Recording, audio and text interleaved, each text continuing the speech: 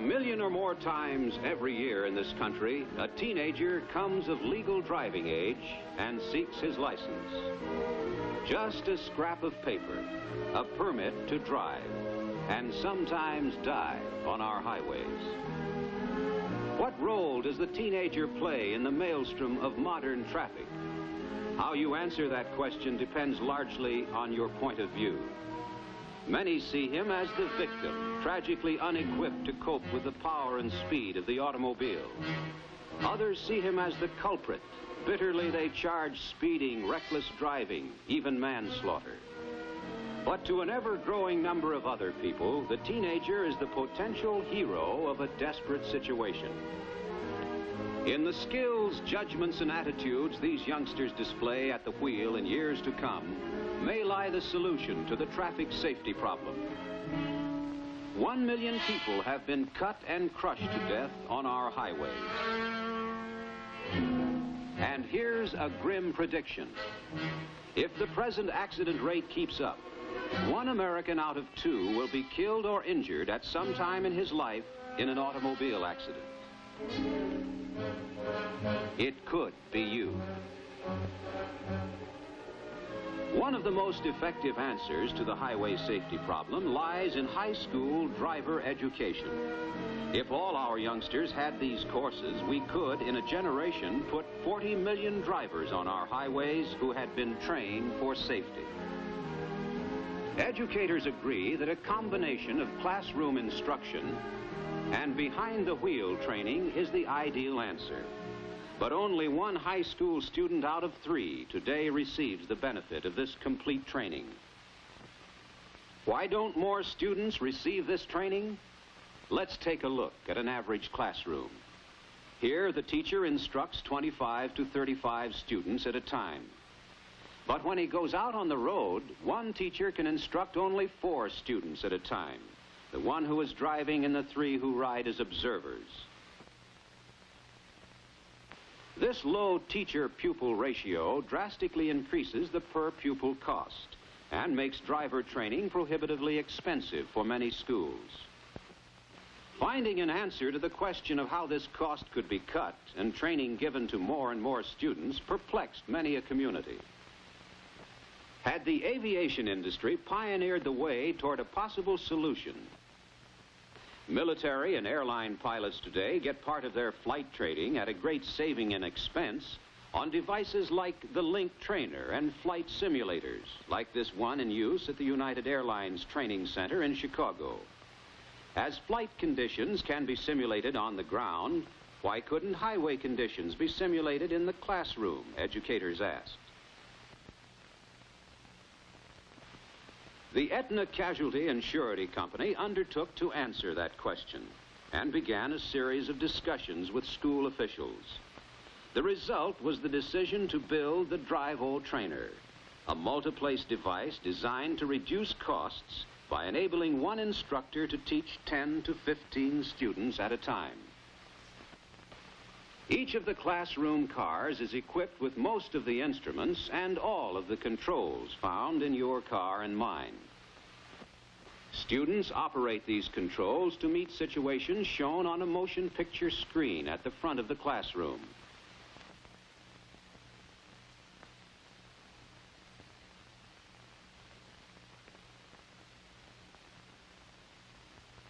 At the control cabinet, an automatically printed scorecard gives the teacher a permanent record of the driving actions of all his students. 19 motion pictures for use in the Drive-O-Trainer were planned and produced in close cooperation with a special committee from the New York City Board of Education. In making the Drive-O-Trainer films, a motion picture camera was mounted in an automobile and is used to simulate a driver's eye view of the road. Nothing is more important than that the beginning driver learn the importance of good attitudes. So the Drive-O-Trainer films stress courtesy and consideration for the other fellow at all times. By means of the films, the student driver is given an opportunity to develop practical judgment in typical traffic situations. And without hazard to himself and others, He is taught how to meet common emergency situations. This training, many safety authorities believe, is one of the greatest needs of driver education today. In scores of specially staged scenes like these, designed to build good attitudes and judgment and to teach what to do in emergencies, the Drive-O-Trainer films provide training which a school could not otherwise offer. New York, with its teeming traffic, was the first city chosen by Aetna Casualty for a study installation of the Drive-O-Trainer. Here in William Cullen Bryant High School, a full-size Drive-O-Trainer classroom was set up. Iowa State Teachers College, known for its fine record of training driver education teachers and for its research facilities, was another natural choice for a study installation. The college seeks to measure the effect of the Drive-O-Trainer on high school youngsters from the nearby town of Waterloo. And in the near future expects to offer its own students courses in the use of the Drive-O-Trainer, thus ensuring a supply of teachers trained in the use of this new instructional tool. Los Angeles became the third of the Drive-O-Trainer study sites. Aided by a forward-looking state law which provides financial assistance for driver training, Los Angeles occupies a commanding position in this field. Here is part of the fleet of dual-control cars which enables Los Angeles to offer on-the-road instruction to more students than any other city. By 1958, Los Angeles plans to offer on-the-road training to every one of its eligible students, about 30,000 a year. In view of the magnitude of its program, the Los Angeles school system welcomed the opportunity to study the effect of the Drive-O-Trainer and selected Hollywood High School for an installation. The entire cost of the Drive-O-Trainer development, the preliminary engineering work, the manufacture, the production of the films, and the installation of the 3 research classrooms in New York, Iowa, and Los Angeles, was borne by the Aetna Casualty and Surety Company as part of a public service effort to assist all schools in solving the problem of the high cost of driver training. The Oak Park River Forest High School just outside Chicago became the first to purchase a Drive-O-Trainer. Oak Park follows a unique instructional plan. The school gives Drive-O-Trainer instruction, and the parents give on-the-road training in the family car. Here, a group of parents observe a lesson in order to coordinate their instruction with the films.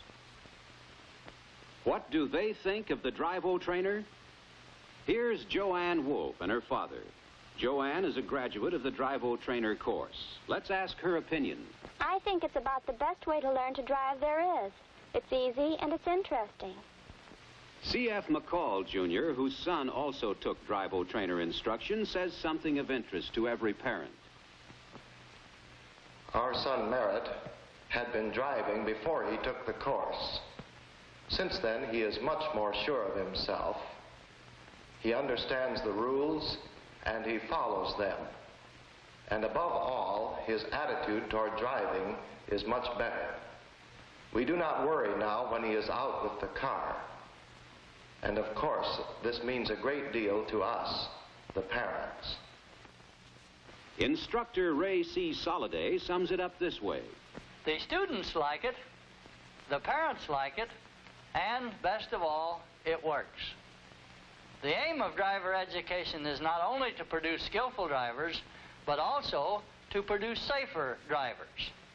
Here, we believe we are training drivers who will live and let live. Out on Long Island, there is another unique use of the Drive-O-Trainer.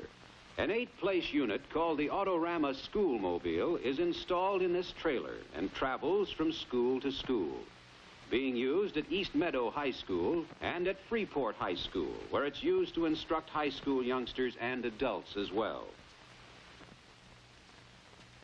J. Wesley Southard, the principal of Freeport High School, has this to say of the Drive-O-Trainer. The driver trainer has proved very valuable in the teaching of good attitudes, the basic driving skills, and good road driving judgment. The driver trainer has enabled us to cut actual on-the-road training nearly in half, has enabled us to handle double the number of students, but more important, our results have been just as good. My own daughter had the pleasure of taking this first driver education course in Freeport, and as a high school principal and as a parent, I am very pleased with the results.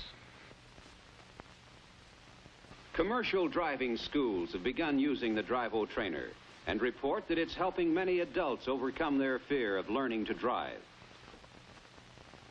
A 15-place Drivo Trainer was shipped recently to the Adult Education Association of Sweden, and another will shortly be shipped to Thailand.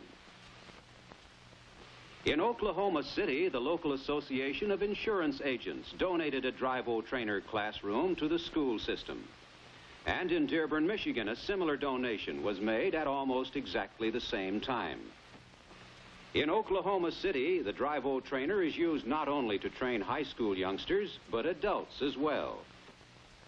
While its use is now limited to beginning adult drivers, Oklahoma City and several other school systems hope ultimately to use the Drivo Trainer to improve the abilities and the attitudes of experienced drivers. Pleased with the results of its first year's experience with the Drivo Trainer, the Agents Association has donated a second Drivo Trainer unit, which will be installed in Capitol Hill High School. The Dearborn Association of Insurance Agents presented a 15-place unit to the Dearborn Board of Education. These public service donations set a precedent, which a number of other agents associations are considering following. Like the Oklahoma City installation, the Drivo Trainer in Dearborn Sports and High School is expected to be the forerunner of others in the city's schools and will be used for adult as well as high school driver education. Dr. Mark F. Scully, Superintendent, and George E. Mills, Assistant Superintendent of Schools in Dearborn, study plans for driving ranges and Drivo Trainer classrooms in planned and existing high schools. In an attempt to put safer drivers on its busy highways, Michigan has made driver education compulsory in its high schools and has passed a law providing a state subsidy for such instruction.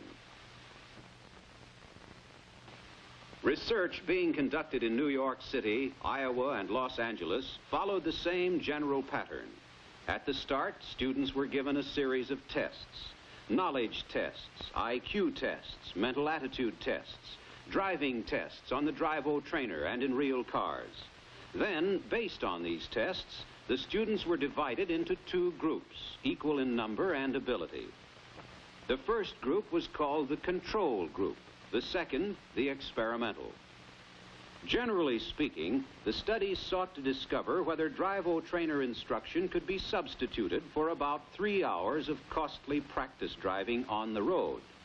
Complete findings from all three of the research installations are not yet available, but the shape of the final picture is becoming clearer.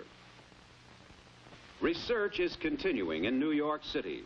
Already officials have found indications that the Drivo Trainer can make important contributions in the following critical areas: sharpening driver judgment in traffic, making possible safe training in emergencies, and inculcating important attitudes for safe and expert driving.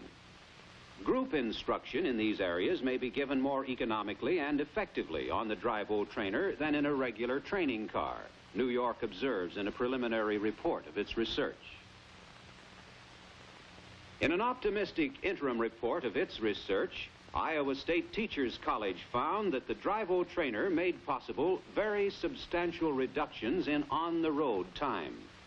The report stated that the teaching effectiveness of the Drivo Trainer films was unsurpassed in driver education.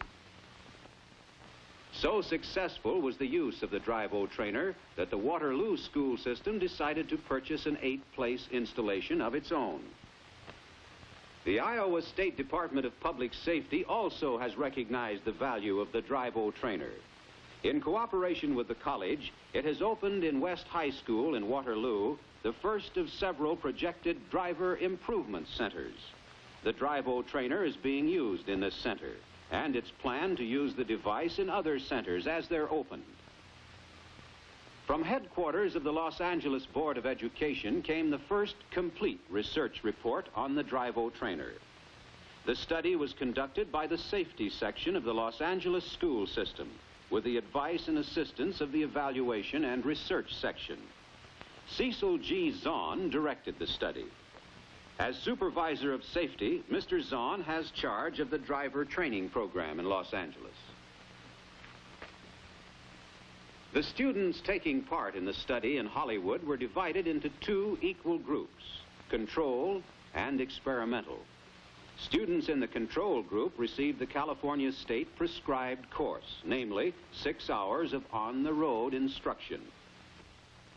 The experimental students got 15 hours of Drive-O trainer instruction, but only 3 hours of practice driving, just half as much as the control group.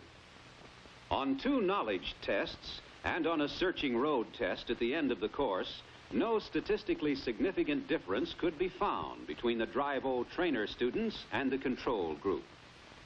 The Drive-O trainer group was significantly better than the control group on a motion picture examination testing knowledge, skills, and attitudes. On the Siebrecht attitude scale, the Drive-O trainer group showed a much greater gain in good attitudes than the control group. In view of the importance of good attitudes in the prevention of accidents, Los Angeles officials believe this superiority of the Drive-O trainer students is very significant. Summing up the results of the 2 knowledge tests, the attitude test and film test, the official Los Angeles report had this to say. Table 8 shows that there was a positive change in mean test scores for both groups on all tests. It also shows a consistency in direction of difference between the 2 groups. These differences were in favor of the experimental group. In the chapter on conclusions, the report stated, results indicate that practically the same progress in driving skill and knowledge will be experienced by a student trained by either the experimental method using the Aetna Drive-O trainer plus 3 hours of on-the-road time, or the California State prescribed course of 6 hours. Substantial savings in per-pupil costs were cited in the Los Angeles report. These savings increased according to the size of the Drive-O trainer classroom. Fully as important as cost savings are the contributions which the Drive-O trainer can make towards solving the teacher shortage. Whereas 4 teachers could give behind-the-wheel instruction to 560 students in Los Angeles by the conventional car-only method, these same 4 teachers could instruct 840 students by using the Drive-O trainer and giving 3 hours of on-the-road training, a 50% gain in the number of students reached. As a result of the Los Angeles research, the California Department of Public Instruction has ruled that the Drive-O trainer instruction may be substituted for as much as half of the amount of practice driving required to meet the reimbursement provisions of the Stanley Act. After the Hollywood study was completed, the Drive-O trainer was moved to Reseda High School. Reseda, like other new Los Angeles high schools, has a separate bungalow for its driver training facilities. This bungalow houses a 15-place Drive-O trainer unit and a regular driver education classroom. Here, the Los Angeles Board works out scheduling and other administrative details in order to plan the most effective use of the Drive-O trainer under actual operating conditions. A number of leading insurance companies have also recognized the Drive-O trainer. They permit instruction on this device to be substituted for a substantial part of the practice driving they require before granting an automobile insurance rate discount to graduates of high school driver training courses. Creation of the Drive-O trainer was undertaken by the Aetna Casualty and Surety Company as a part of its public service activities in the interest of highway safety. The company will continue its non-profit interest in the Drive-O trainer, working closely with educators in order to realize the maximum potential of this economical new teaching tool. Teaching safe driving to a generation of youngsters in every high school throughout the country is a task worthy of the heart and the shoulder of all. Won't you add your voice to the swelling chorus of those who ask of each community and its schools, teach them now to drive and live.